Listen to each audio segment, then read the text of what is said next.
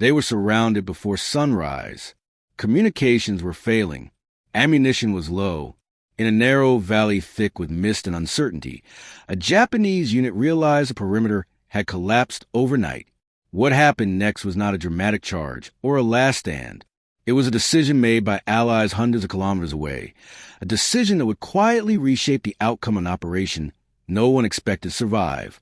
The deployment had begun as a joint security mission in a coastal Southeast Asian state, struggling with insurgent spillover from a neighboring conflict.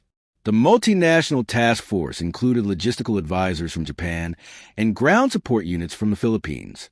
Their objective was limited and precise: secure a mountain pass used by armed groups to transport weapons and personnel across porous terrain. The Japanese contingent was small, primarily engineering and communications specialists operating under strict defensive rules. They were not there to conduct offensive maneuvers. Their role focused on fortifying checkpoints, stabilizing roads, and supporting surveillance systems. Discipline was meticulous. Risk calculations were conservative. Every movement was documented and measured. The Philippine Army unit assigned to the broader mission had significantly more combat experience in jungle and mountain operations. Many of its officers had trained for years in similar terrain. They understood the unpredictability of narrow valleys, the danger of choke points, and the speed with which local insurgent cells could reorganize. 3 days into the operation, intelligence reports indicated unusual radio silence from villages near the pass. Patrols encountered abandoned homes and hastily concealed supply caches. The signs were subtle but unmistakable to seasoned observers. Something was shifting. Still, the mission timeline pressed forward. At 0410 hours, the first indirect fire landed near the Japanese forward position.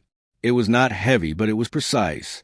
Within minutes, coordinated small arms fire followed from elevated ridgelines on both sides of the valley. The engineers, trained for defense, moved to reinforce cover and began transmitting distress signals. The attackers had studied the terrain carefully. They targeted communication arrays and supply vehicles first, attempting to isolate the unit. Visibility remained poor under the early morning fog. The Japanese commander assessed the perimeter and understood the implications. They were surrounded and reinforcement routes were already compromised. The nearest Philippine infantry company was positioned several hours away by vehicle and even longer on foot. The valley's access road had been partially obstructed overnight by debris and improvised barriers. Air support was limited due to weather conditions. The immediate reality was containment. Inside the defensive position, the atmosphere remained controlled. Orders were delivered clearly. Ammunition was rationed. Casualties were treated with precision. No one panicked, but the calculation was stark. Without external movement, the unit's defensive capacity would erode within hours. News reached the Philippine field commander shortly after dawn.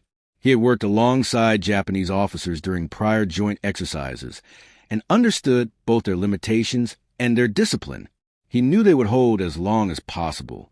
He also knew waiting for ideal conditions would mean arriving too late. The decision he faced was not symbolic. Mobilizing immediately meant advancing through uncertain terrain with incomplete intelligence. It meant exposing his own troops to ambush.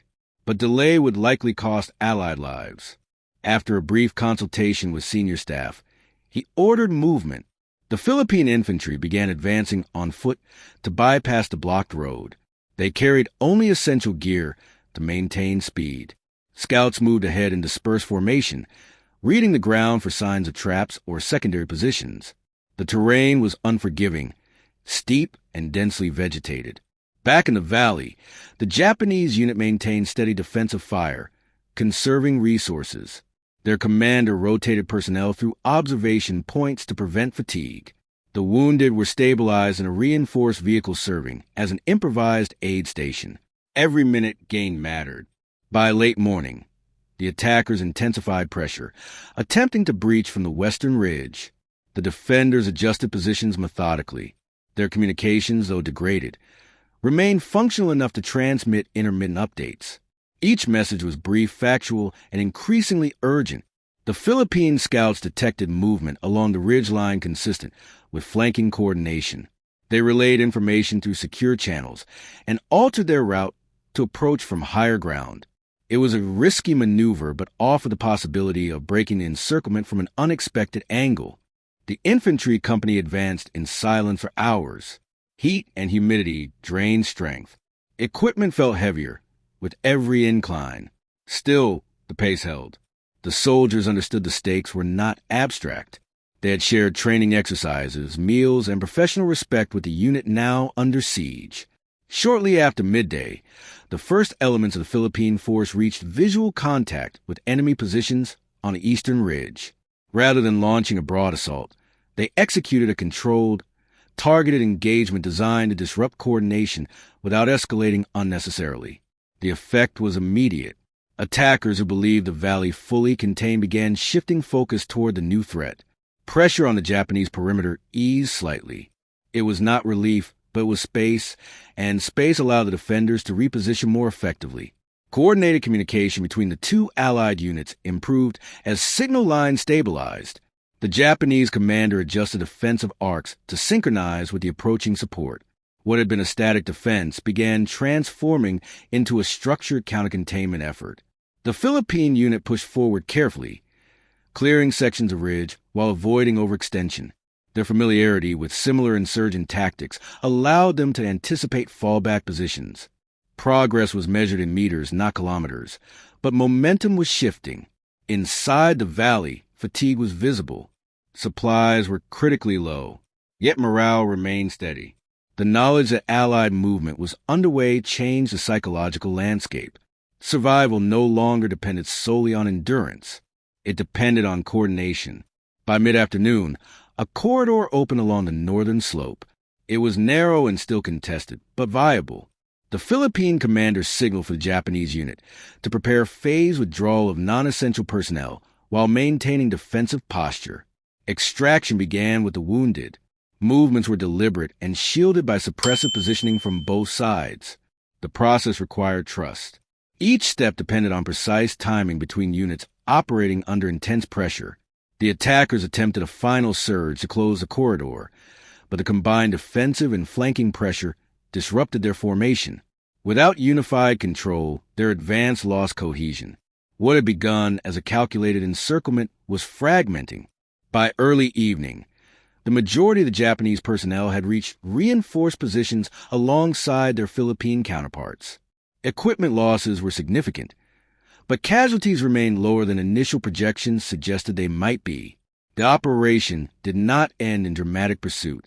Instead, both units consolidated positions and requested aerial surveillance for broader assessment. The immediate objective had shifted from confrontation to stabilization and casualty evacuation. In the days that followed, official statements were measured and brief. The engagement was described as a coordinated defensive response to insurgent aggression. There were no triumphant declarations. The tone remained professional. Privately, however, commanders from both nations acknowledged the significance of the decision to move without delay. The Philippine intervention had prevented isolation from becoming catastrophe. Timing, more than firepower, had changed the equation. For the soldiers involved, the memory was not defined by spectacle but by coordination under strain. They remembered the humidity, the control voices over damaged radios, and the steady approach of allies through difficult terrain. The valley returned to quiet within days. Roads were cleared, communications restored, yet the meaning endured. In a moment where containment seemed inevitable, Allied resolve altered the outcome, not through dramatic heroics, but through disciplined movement, shared responsibility, and a refusal to leave partners surrounded.